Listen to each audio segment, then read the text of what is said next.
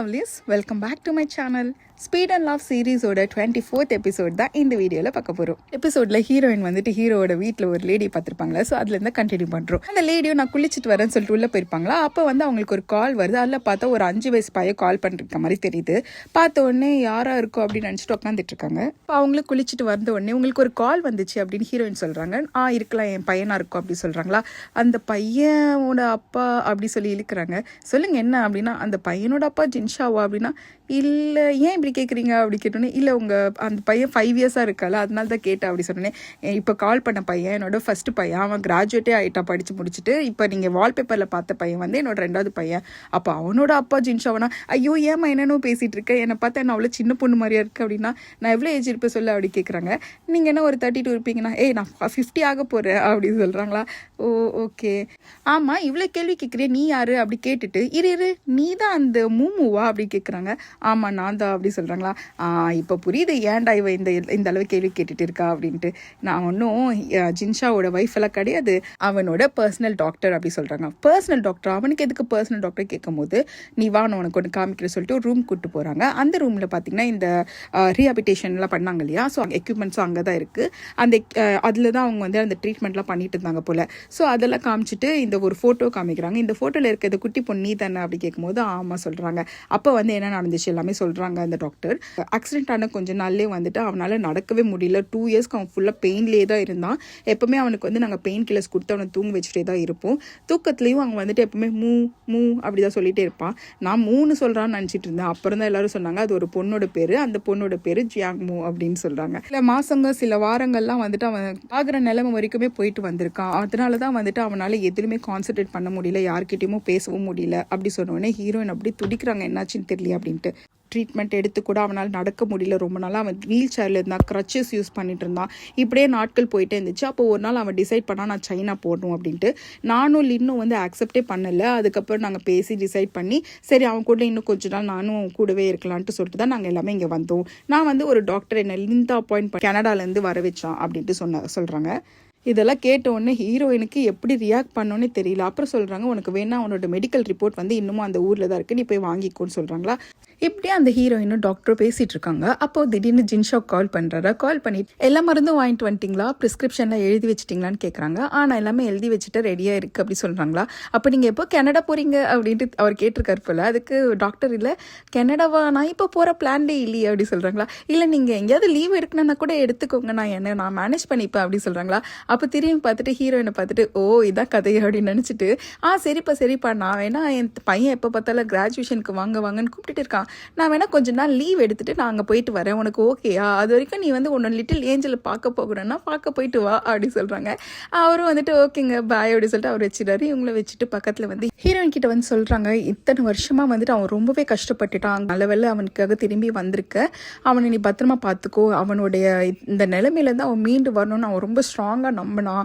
அதே மாதிரி அவனோட மன வலிமையும் அதிகம். அதனால தான் இப்போ வந்து அவன் ஓரளவுக்காவது அந்த வலியிலேருந்து வெளியில் வந்திருக்கான். ஆனால் இதுக்கப்புறம் வந்துட்டு கண்டிப்பாக அவனுக்கு ஒரு ஆள் அவன் கூட இருக்கணும், அது உன்னால் மட்டும் தான் முடியும். ஸோ நீ யோசிச்சு முடிவு எடுத்துக்கோ அப்படின்ட்டு சொல்கிறாங்க. ஸோ ஹீரோயினும் வந்துட்டு அந்த ஊருக்கு போய் அந்த மெடிக்கல் ரிப்போர்ட்ஸ்லாம் வாங்கி படித்த உடனே அவங்களால அழுகையை கண்ட்ரோலே பண்ண முடியல. எல்லாத்தையும் பார்த்துட்டு அப்படியே வெளியில் நடந்து வராங்க. அப்போ யாரோ இவங்களுக்கு ஃபோன் பண்ணி ஜியாங் மூ இந்த மாதிரி எல்லா இஷ்யூ உங்களுக்கு தெரியும் இல்லையா அப்படின்னு கேட்குறாங்களா.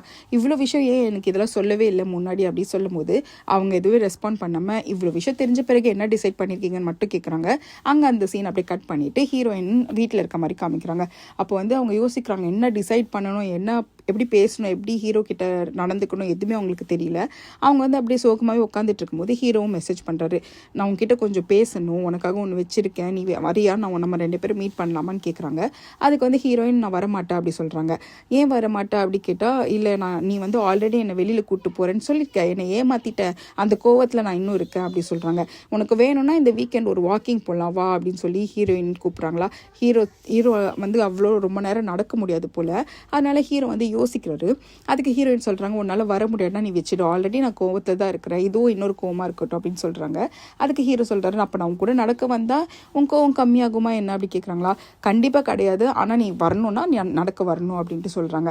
சரி நான் வரேன் அப்படி சொல்லிட்டு 2 பேரும் வந்து டிசைட் பண்ணிக்கிறாங்க. அதே மாதிரி அந்த வீக்கெண்டும் வந்துடுது, ஹீரோவும் வந்துடுறாங்க, ஹீரோயினும் வந்துடுறாங்க. ஆப்போசிட்டில் நின்று பார்த்துட்டே இருக்காங்க. ஹீரோயின் வந்துட்டு ஹீரோ வந்து அப்படியே உத்து மேலே கீழே பார்த்துட்டு இருக்காங்க. அப்போ ஹீரோ சொல்கிறாரு, நீ ஏன் அங்கேயே நின்று என்னையே பார்த்துட்டு இருக்க அப்படி கேட்குறாங்க. அதுக்கு ஹீரோயின் கிட்ட வந்துட்டு, இல்லை இத்தனை வருஷத்துல நீ கொஞ்சமாவது மாறி இருப்பியான்னு நினச்சி பார்த்தேன், ஆனால் பார்த்தா அப்படிலாம் தெரியல, நீ அதே மாதிரி தான் இருக்க, இப்போ சொல்லு நான் ஏதாவது மாறி இருக்கேனா அப்படின்னு கேட்குறாங்களா. அதுக்கு ஹீரோ சொல்கிறாரு, நிறையவே மாறி இருக்கேன், நான் நினச்சதை விட ரொம்பவே நிறைய மாறி இருக்கேன் அப்படின்னு சொல்கிறாங்க. அப்போ சொல்லு, நான் இப்போ அழகாக இருக்கேனா அப்போ அழகாக இருக்கேனா அப்படி கேட்குறாங்க. ஹீரோ நிமிர்ந்து பார்த்துட்டு எதுவுமே சொல்லாமல் நிற்கிறாரா. உடனே ஹீரோயின் சொல்கிறாங்க, அந்த 3 வார்த்தை தான் எனக்கு வேணும், வேறு எதுவுமே வேண்டாம் சொல்கிறாங்களா. நீ எப்போவுமே அழகு தான் அப்படின்ட்டு ஹீரோவும் சொல்கிறாரு. அப்படியே அவங்க ஒரு மலைக்கிட்டேயும் வராங்க. அந்த மலை என்னென்னா, அவங்க சின்ன வயசுலேயும் இந்த மாதிரி தான் இந்த மலையில் ஏற ட்ரை பண்ணியிருப்பாங்க, அவளால் முடிஞ்சிருக்காது. அப்போ ஹீரோ தான் வந்துட்டு, வா நான் என் கையை பிடிச்சிக்கோ 2 பேர் நடந்து மேலே போகலாம் அப்படின்னு சொல்லியிருப்பாங்க. ஸோ அப்படியே இவங்க இந்த மலைக்கு ஏறியிருப்பாங்களா, அந்த இடத்துக்கு தான் இப்போவும் வந்திருக்காங்க. இப்போ வந்துட்ட உடனே ஹீரோ ஒரு ஃபோன் எடுத்துட்டு ஹீரோயினுக்கு கொடுக்குறாங்க. இப்போ வந்துட்டு கேட்குறாங்க, எதுக்கு இந்த ஃபோன் அப்படி சொல்லிட்டு ஒரு மாதிரி சிரிக்கிறாங்களா. அப்போ ஹீரோ சொல்கிறாரு, இல்லை உன்னோட ஃபோன் தான் சரியாக வேலை செய்யலை, நீ சொன்னியே உன்கிட்ட காசு இல்லைன்னு சொன்னேன், அது மட்டும் இல்லாமல் நீ இப்போல்லாம் நிறைய பிஸ்னஸ் ட்ரிப்ஸ் போகிற, அப்போ கண்டிப்பாக உனக்கு இது தேவைப்படும் அப்படின்னு சொல்கிறாங்களா. அவங்க சிரிச்சுட்டு, நான் என்ன சொன்னாலும் நீ நம்பிடுவியா அப்படின்னு கேட்குறாங்க.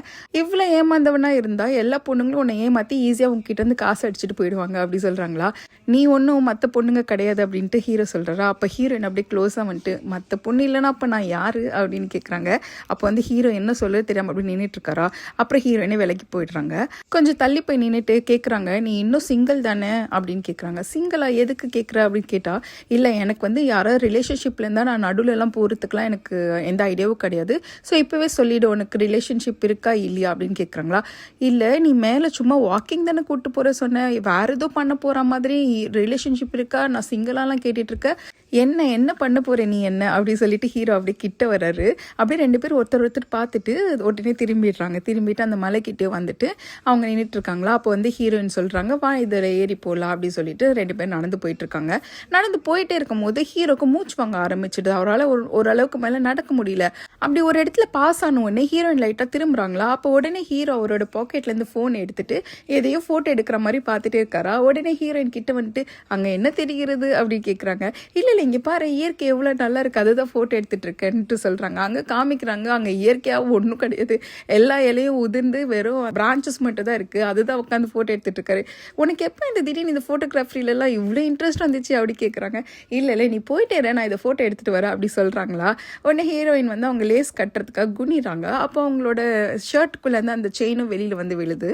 உடனே ஹீரோயின் அதை மறைக்க பார்க்குறாங்களா. அப்போ ஹீரோ சொல்கிறாரு, இல்லை நான் அதை காஃபி ஷாப்லேயே அன்றைக்கி நான் பார்த்துட்டேன், இன்னும் எதுக்கு இதை நீ போட்டுட்ருக்க அப்படி சொல்லும் போது ஹீரோயினுக்கு கோவம் வந்துடுது. நான் மேலே போகிறேன் நீயும் வந்துரு அப்படின்னு சொல்லிட்டு அவங்க போயிட்டு ரொம்ப தூரம் கழிச்சுட்டு அவங்க வந்துட்டு யோசிக்கிறாங்க, இந்த தூரம் போதுமா, இப்போ ஹீரோ வந்துருவாரா அப்படி சொல்லி திரும்பி பார்த்தா ஹீரோ ரொம்ப நேரம் கழிச்சு தான் வராரு. அவர் வந்துட்டே இருக்கும்போது ஹீரோயின் அங்கே இல்லை. அவரும் சரி ஹீரோயின் இங்கே தான் இருப்பா சொல்லிட்டு நடந்து போயிட்டே இருக்காரா. பின்னாடி இருந்து ஹீரோயின் வந்துட்டு ஜின்ஷா அப்படி சொல்லி கூப்பிட்றாங்க. அப்புறம் அவங்களால அவங்க தவிப்பை கண்ட்ரோலே பண்ண முடியாமல் அவங்க கேட்குறாங்க, எதுக்கு இன்னும் நீ ஒளிஞ்சு வாழ்ந்துட்டுருக்க, இன்னும் எத்தனை காலத்துக்கு ஒளிஞ்சு வாழ போகிறேன் நீ நினச்சிட்டு இருக்க அப்படின்னு கேட்குறாங்களா. ஹீரோ வந்து முழிக்கிறாரு, எதுக்கு இவன் வந்து இந்த மாதிரிலாம் கேட்குறா அப்படின்னு யோசிச்சுட்டு இருக்கும்போது ஹீரோயின் சொல்கிறாங்க, நான் உங்கள் வீட்டுக்கு போனேன், டாக்டர் ஜூலியாவை பார்த்தேன், அவங்க எல்லாமே சொன்னாங்க, உங்கள் மெடிக்கல் ரிப்போர்ட்ஸ் பார்த்தேன், ஆனால் நீ எதுவுமே என்கிட்ட சொல்லலை, எதுக்கு நீ எதுவுமே எல்லாத்தையும் என்கிட்ட இருந்து மறைச்சு அப்படி சொல்லி அழறாங்களா. ஹீரோக்கு என்ன சொல்கிறதுனே தெரியல. அவர் வார்த்தைக்கு முன்னாடி அவர் கண்ணிலேருந்து தண்ணி தாரையாக கொட்டிட்டு இருக்கு. அழுதுகிட்டே அவர் சொல்கிறாரு, இல்லை நான் வந்து ஃபஸ்ட்டு என்னோட ஹெல்த் இம்ப்ரூவ் ஆன பிறகு உன்னை பார்க்கலாம் தான் நினச்சேன் அப்படி சொல்லும் போது, நினச்சேன், அதுக்கப்புறம் என்ன தொலைஞ்சு போயிட்டியா அப்படின்னு சொல்லி கத்துறாங்க ஹீரோயின். ஹீரோ சொல்கிறாரு, இரு நானே எல்லாத்தையும் சொல்கிறேன் அப்படி சொல்லிட்டு, ஆக்சிடென்ட் ஆன டைம் வந்து ரொம்ப டெரிபிளான பீரியடாக இருந்துச்சு, என்னால் வலி தாங்கவே முடியாத நிலைமையில நான் இருந்தேன், பொழைப்பேனா சாவேனான்னு எனக்கே தெரியாமல் இருந்த நிலை தான் அது. அந்த நிலையில நான் இருக்கும்போது ஒன்னையும் நான் இப்படி வந்து கஷ்டப்படுத்த முடியும், அந்த டைம் நீ சின்ன பொண்ணு வேற, ஒன்னையும் நான் ஹோல்ட் பேக் பண்ணக்கூடாதுன்னு முடிவு பண்ணேன், அதனால தான் உன்னை நான் ஃப்ரீயாக விட்டேன். ஓரளவுக்கு நான் உடம்பு தேறி வரும்போது நான் நினச்ச உன்னை வந்து மீட் பண்ணணும்னு நினச்சேன். ஆனால் அந்த டைமில் நான் இருக்கிறது கூட ஒரு சின்ன இடம் கூட கிடையாது. அந்த நிலைமையில் நான் உன்னை வந்து எப்படி மீட் பண்ணி உன் கூட வாழ்றது, அதனால தான் என்ன நானே மறைச்சிக்கிட்டு வாழ்ந்துட்டு இருக்கேன் அப்படின்ட்டு சொல்கிறாங்க. அப்போ ஹீரோயினில் இத்தனை வருஷம் இல்லாமல் அப்போ இப்போ மட்டும் எதுக்கு என் முன்னாடி வந்த, ஏன்னா என் கூட மறுபடியும் சேரலான்னு ஏதாவது ட்ரை பண்ணிட்டு இருக்கியா அப்படின்ட்டு கேட்குறாங்க. அப்போ ஹீரோ வந்து எதுவுமே சொல்லாமல் அப்படியே நிற்கிறாரு.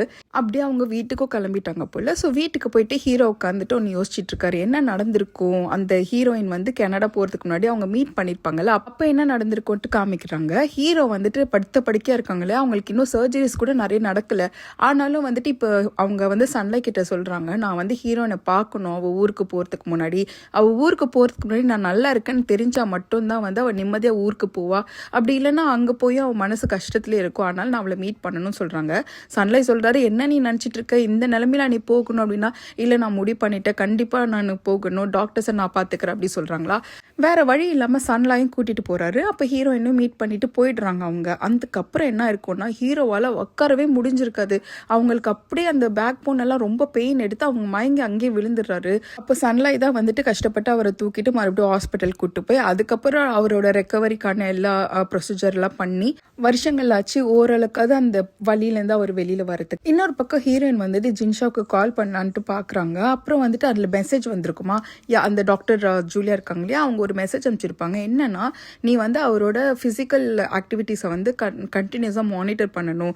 ஏதாவது ஒரு இடத்துல வந்து அவனுக்கு மயக்கமோ இல்லை ட்ரௌசினஸ் மாதிரி ஏதாவது வருது, இல்லை அவனுக்கு ப்ரீத்திங் இஷ்யூ வருது அப்படின்னா அவன் பண்ணுறதை அப்படியே ஸ்டாப் பண்ணிவிட்டு உடனே நீ எனக்கு கால் பண்ணு அப்படின்ற மாதிரி சொல்கிறாங்க. அவங்களோட ரெக்கவரி டைமும் பீரியடும் வந்து ரொம்பவே டெரிபிளாக இருந்துச்சுன்னு சொல்கிறாங்க. ஸோ இதெல்லாம் நினச்சி யோசிச்சுட்டு தான் ஹீரோயின் உட்காந்துட்டு இருக்காங்க. அப்படியே அடுத்த நாளும் ஆயிடுது. அடுத்த நாளில் ஹீரோயின் வந்துட்டு அவங்க ஆஃபீஸில் ஒர்க் பண்ணிட்டு இருக்கும்போது அங்கே இருக்கவங்களாம் பேசிட்டு இருக்காங்க, இன்னைக்கு நம்ம வெளியில் போகலாம், ஏன்னா இன்னைக்கு மிட் ஆட்டம் ஃபெஸ்டிவல் இல்லையா அப்படி சொல்கிறாங்களா. அப்போ ஹீரோயினுக்கும் ஹீரோட ஞாபகம் வந்துட்டு மெசேஜ் பண்ணுறாங்க. அந்த பக்கம் ஹீரோ பார்த்தா அவருக்கு இந்த வீக்கெண்டு வெளியில் போனனால ஒரே கோல்டு, உடம்பு சரியாமல் ஃபீவர்லாம் வந்துருச்சு. அதனால ஐவி ஏற்றிட்டு இருக்காங்க. அதை ஏற்றிட்டு இருக்கும் போதே ஹீரோயின் மெசேஜ் அனுப்புகிறாங்களா. அதனால வந்து ஹீரோ சொல்கிறாரு, இல்லை பகலில் வந்து எனக்கு உன் கூட இருக்க முடியாது அப்படின்னு சொல்லி மெசேஜ் அனுப்புகிறாங்க. சரி, காஃபி ஷாப் எவ்வளோ நேரம் ஓப்பனாக இருக்கும் அப்படி கேட்டால் 4 o'clock வரையும் அப்படி சொல்கிறாங்க. இப்போ ஹீரோக்கு ஹீரோயினை பார்த்தே ஆகணும். அதனால அவர் என்ன பண்ணுறாருனா, யாரும் இல்லையான்ட்டு திரும்பி பார்த்துட்டு அந்த ஐவியோட ஃப்ரீக்வன்சியை வந்து இன்க்ரீஸ் பண்ணி விட்டுறாரு. அது டப்பு டப்பு டப்புன்னு ஃபாஸ்ட்டாக உள்ளே இறங்குது. அதுக்கப்புறமா ஹீரோயினும் வந்துட்டு இப்போ காஃபி ஷாப்புக்கு வந்துடுறாங்களா. வரும்போது ஹீரோ கேட்குறாரு, எங்கே இருக்க அப்படின்ட்டு. இது நான் காஃபி ஷாப்பில் தான் இருக்கேன்ட்டு ஃபோட்டோ எடுத்து அனுப்புகிறாங்க. உடனே ஹீரோவும் வந்துட்டு கிளம்பிடாரு போகிறாங்க. அங்கே பார்த்தா இந்த 2 பொண்ணுங்க இருப்பாங்கல்ல அங்கே வேலை செய்கிறவங்க, அவங்க உட்காந்து இந்த நண்டுலாம் சாப்பிட்டுட்டு இருக்காங்க. உடனே வந்துட்டு ஹீரோயின் அந்த மூன் கேக்குன்னு எதுவும் வாங்கிட்டு வந்திருக்காங்க. அது வந்து அவங்களுக்குலாம் கொடுத்துட்டு நீங்கள் உங்களுக்குள்ள ஷேர் பண்ணிக்கோங்க அப்படி சொல்கிறாங்களா. பாஸ் இங்கே இல்லையே அப்படின்ட்டு இவங்களும் சொல்கிறாங்க. எனக்கு தெரியும் அவர் இல்லைன்ட்டு. அவர் வந்துட்டு ட்ரிப்ஸ் ஏற்றிட்டு இருக்காரு, இன்னும் கொஞ்ச நேரத்தில் வந்துடுவார் சொன்னோன்னே, என்னது உடம்பு சரியில்லையா, என்னாச்சு அப்படி கேட்குறாங்க. இல்லை, வீக்கெண்டில் வந்துட்டு அவங்களுக்கு கோல்டு பிடிச்சி அப்படியே உடம்பு ஒரு சரியில்லாமல் ஆயிட்டாங்க, அதனால தான் ஐவி ஏற்ற போயிருக்காங்க அப்படி சொன்னோன்னே ஹீரோயினுக்கு மனசே கேட்கல. உடனே வந்து அவங்க கிளம்புறாங்களா. கிளம்பும்போது பார்த்தா ஹீரோ பின்னாடி தான் வந்துட்டு இருக்காரு. வந்தோடனே, எங்கம்மா யாரை வர வைக்க போகிறீங்க அப்படின்னு கேட்குறாங்க. நான் வர வைக்கிறதுக்கு நீ என்ன எனக்கு பேயா பண்ண போற அப்படின்ட்டு ஹீரோயின் கேட்கும்போது, என்னாலலாம் அவ்வளோ காசு கொடுத்து உன்னை வேலை வச்சுக்க முடியாதுமா அப்படின்னு அவங்க சொல்கிறாங்களா. என்னோட வேலைக்கு நான் எவ்வளோ காசுன்னே சொல்லலையே அப்படி சொல்லி ஹீரோயினும் சொல்கிறாங்க. சிரிச்சுட்டே ஹீரோ வந்து ஹீரோயினை பார்த்துட்டு இருக்காங்களா. அப்போ உள்ள இந்த பொண்ணுங்க வந்துட்டு, பாஸ் என்ன இந்த தடவை சீக்கிரம் வந்துட்டீங்க, ட்ரிப்ஸ் ரொம்ப சீக்கிரம் முடிஞ்சிடுச்சா என்னன்னு கேட்குறாங்க. அப்போ ஹீரோ வந்து ஹீரோனுக்கு தெரியக்கூடாதுன்னு கையில் இருக்க பேண்டேட்டை கழட்டிட்டு, நீங்கள் வீட்டுக்கு போங்க, டைம் ஆகுது இல்லையா, இன்னைக்கு நல்லா என்ஜாய் பண்ணுங்க சொல்லி அமுச்சு வச்சிடுறாங்க. அப்போ ஹீரோயின் வந்துட்டு கண் கலங்கிட்டு ஹீரோவை பார்க்குறாங்களா. ஐவி போட்டு வந்தியா, உடம்பு சரியில்லையா, இப்போ எப்படி இருக்கு ஃபீவர் அப்படி கேட்குறாங்க. அப்போ ஹீரோ வந்து அப்படி மெதுவாக ஹீரோயின் கிட்ட வந்துட்டு, எப்போவுமே அவங்க பேசும்போது அப்படி குனிஞ்சு அவங்க கிட்ட முகத்துக்கிட்ட கொண்டு வருவாங்க. அதே மாதிரி குனிஞ்சிட்டு நீயே பாரு அப்படி சொல்லிட்டு காமிக்கிறாங்களா. ஹீரோயின் வந்து ரொம்ப நேரமாக தயங்கி நிற்கிறாங்க. இந்த சீனோடு தான் இந்த எபிசோட முடிக்கிறாங்க. என்னோட சேனலுக்கு சப்ஸ்கிரைப் பண்ணனா சப்ஸ்கிரைப் பண்ணிக்கோங்க. இந்த வீடியோ உங்களுக்கு பிடிச்சிருந்தா ஒரு லைக்கை போட்டுக்கோங்க. தேங்க்ஸ் ஃபார் வாட்சிங். நம்ம நெக்ஸ்ட் வீடியோவில் பார்க்கலாம்.